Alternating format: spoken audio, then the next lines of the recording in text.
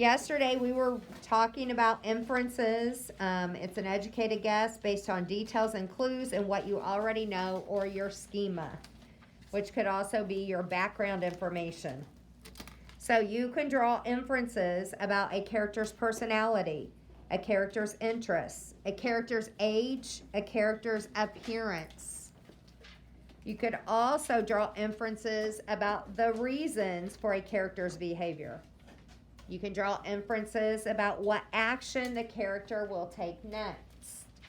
You can draw inferences about what events led to a certain situation. Now, when we come up with a conclusion, moving on, we use that inference. So a conclusion is a decision. So I'm going to put a box around decision. It's a decision based on details in the text. A conclusion is a position or an opinion you form as a reader. You should be able to support using what? Using the details or the evidence from the text. So you should be able to support inferences and or conclusions. For example, suppose you walk by the fire. Remember we talked about that fire yesterday. There's smoke and sirens and you infer there's a fire. Suppose you walk by that fire and you see many people in trucks fighting the fire. You might conclude that that fire is a large one. Okay? If you walk by and you see an ambulance there and you see somebody being pulled out on the stretcher, you're going to draw a conclusion that that person may have gotten hurt. Maybe they got burnt. Maybe they had smoke inhalation. Okay? So you can make conclusions from your inferences that you make. A generalization. So this is another key term. It's a broad conclusion drawn from many pieces of information. It's made after you consider a variety of those examples and facts. So let's compare these and let's look at the generalization. Fact A, a cardinal has feathers. B, a robin has feathers. A seagull has feathers. So after knowing all those facts, I can make a generalization, a broad conclusion that all animals that have feathers are birds. I can make that generalization. Okay? It may not always be true, but based on those facts, right? So each fact is a specific example of a bird that has feathers. The generalization is a broad statement based on many examples. Some key words to know that a generalization is all, many, most. Now, something you can have when we talk about generalizations, you can have a faulty generalization, which means it is false. Did you write this down?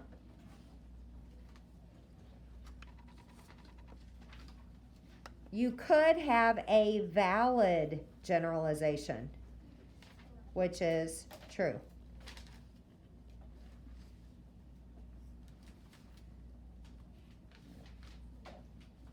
So I could say, make a generalization, a broad conclusion that in this class there are more boys than girls. Okay? And then we can count and we can determine, is it faulty or is it valid? Okay? So again, there's a faulty generalization, there's a valid generalization. So we have an inference, a conclusion where we're using our inference, we're not counting. And then we can have our generalization. Let's turn it over. We're going to use this to help us. So what we're going to do is read the passage. Let's number the paragraphs. Paragraph 1 is none. Paragraph 2, we. Paragraph 3, it. Paragraph 4, I. Paragraph 5, we. Keep looking. Paragraph 6, keep looking. Keep looking for your paper. Don't give up. Pull everyone out and go page by page. Okay, we need to read the passage. Read with me. The Time Machine by H.G. Wells. None of us believe there really was a time machine. The time traveler spoke too smoothly. We felt that he was hiding something. To give him money to keep working on his machine seemed foolish. We accepted his invitation to dinner the next Thursday. To our surprise, the time traveler was not home. The table was set. Food and drink were brought in, but our host was still away. I wonder if he was in that time machine. It seems a shame to let the food go to waste, said the doctor. I felt it was rude to eat without our host, but feeling very hungry, I sat with the rest. We ate and discussed the strange habits of our host. During the second course, I gave a cry of surprise. Good heavens! What's happened to you? The time traveler was a mess. His coat was dirty and dusty. His hair looked gray, either with dirt or dust or like it had actually faded. His face was ghostly white. He walked in with a limp, as if he had walked for days. So, in the first paragraph, what does the narrator most likely want you to infer from his feelings about the time traveler? He does not like him. He does not understand him. He does not trust him. He is angry at him. So I'm going to go back up here. None of us believe there really was a time machine. The time traveler spoke too smoothly. We felt that he was hiding something. To give him money to keep working on his machine seemed foolish. So he doesn't like him.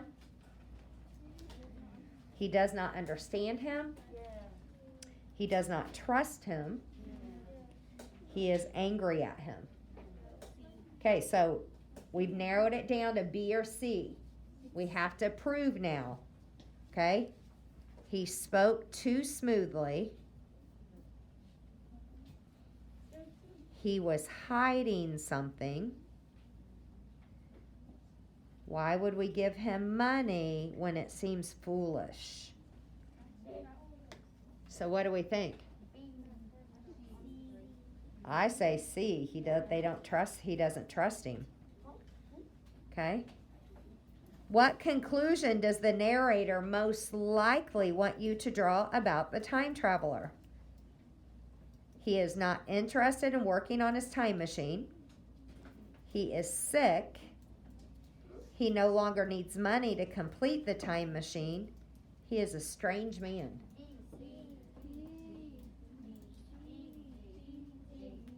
Okay, let's show me with your hands instead of just blurting out. I agree, it's 4. He is a strange man. Okay? We ate and discussed the strange habits of our host. Okay? Then it talks about, so what can we infer in paragraph 6? Huh? Yeah, and now he is what? Old. Okay?